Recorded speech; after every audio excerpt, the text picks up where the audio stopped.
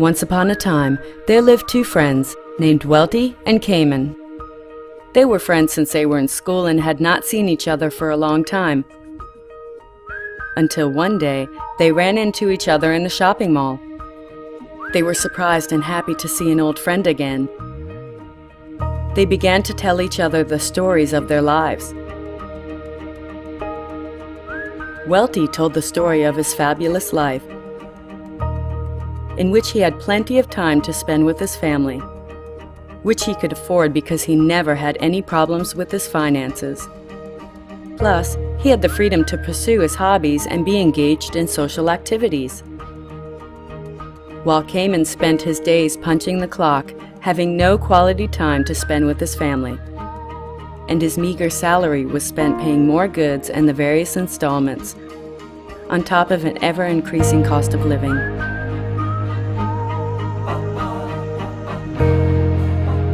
Seeing his friend's pitiful condition, Welty shared a lot of input with his friend. He also told him the story of a boatman who became successful without having to trade his time for money.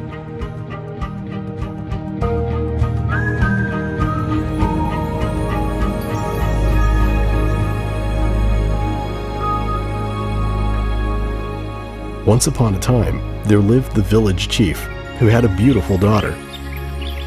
Her beauty was such that all the young men in the village fancies her. Eri was the name of the girl, given to her by her parents. Of all the young men in the village, Eri only set her eyes on two of them. One was called Brito, and the other, Bodhi. It was their spirit and ambition that really impressed her. Time passed, then season changed, until one fateful day, a terrible disaster struck the village. A mighty earthquake had split the village into two parts, separated in the middle by a wide and deep river. The village chief and his family was now on the western bank of the river, while the two young men, Brito and Bodhi, were on the eastern shore of the river. The two young men started to make raft in order to cross the river to see Eri. They did not realize that this raft brought them something unexpected. They began to make money crossing the villages who wanted to see their families to the other side of the river. Time passed, and by next year, Eri will be 18 years old. According to the village tradition, a girl is entitled to choose her suitor when she reached the ages of 18. Eri was so distressed, but could not make up her mind as to choose between Brito or Bodhi. Seeing the dilemma of his daughter, the village chief finally declared a contest.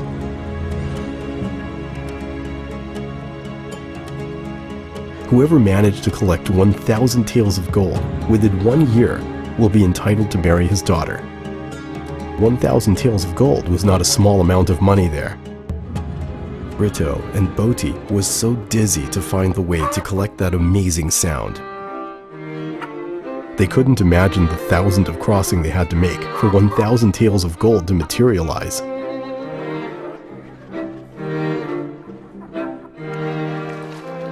They worked harder and competed to cross more people in order to make the 1,000 taels of gold.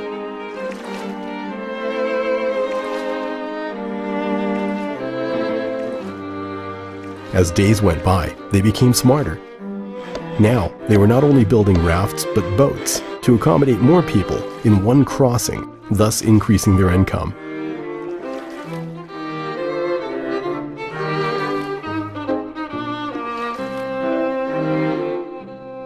Brito realized that he could not work alone like this forever. After spending some time calculating, he decided that he could never come out with that sound tails of gold crossing people to the other side.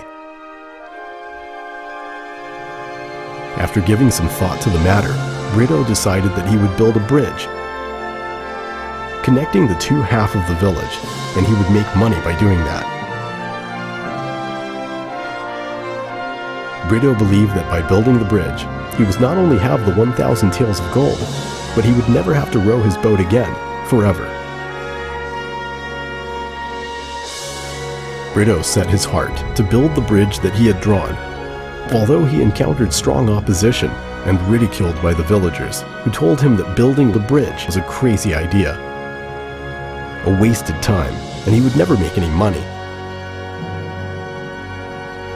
While building the bridge, Brito still continued to cross people with his boat, because he realized that his bridge had not yet been completed and still to yield the single cent. By day, he was crossing people with his boat, and by night and in his spare time, he was building his dream bridge. While Bodhi's income had now increased by crossing more people, with his great energy, he could do more crossing in a day than Brito. His lifestyle began to change, and every day he wasted his money indulging himself.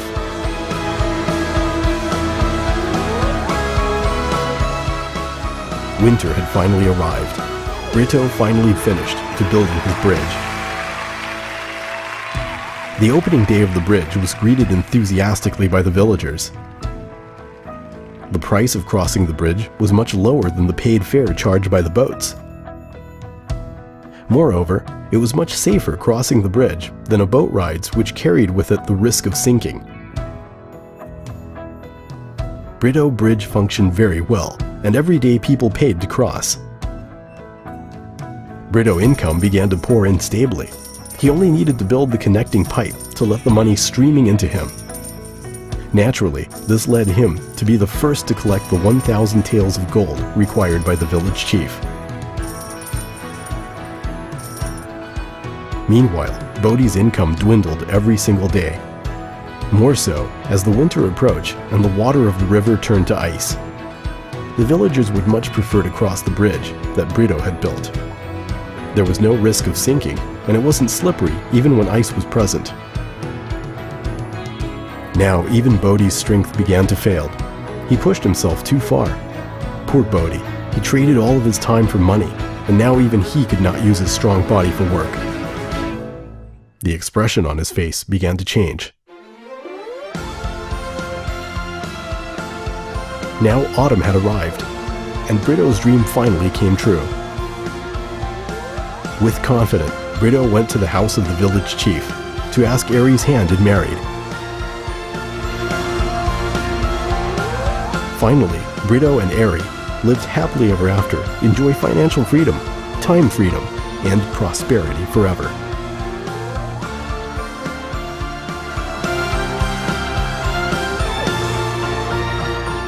Bodhi finally realized that he had not made the right decision by continuing to rely on his strength to accumulate money.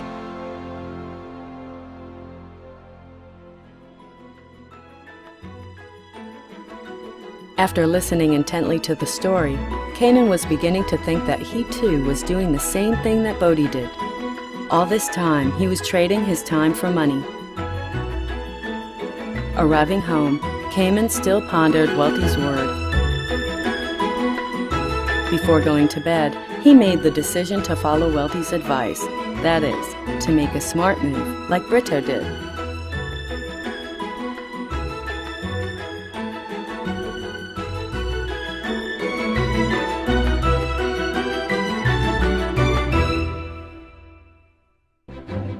What about you? Which method do you prefer? If you are still unsure, try answering the following questions.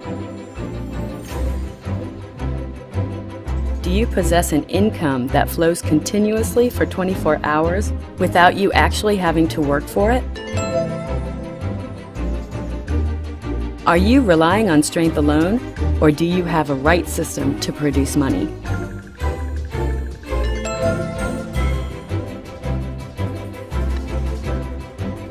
Does your income continue to flow after you are gone?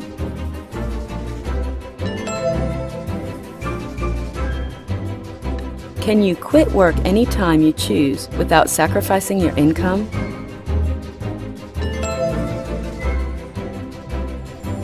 Should you for any reason be out of work now, can you survive for the next year without a job?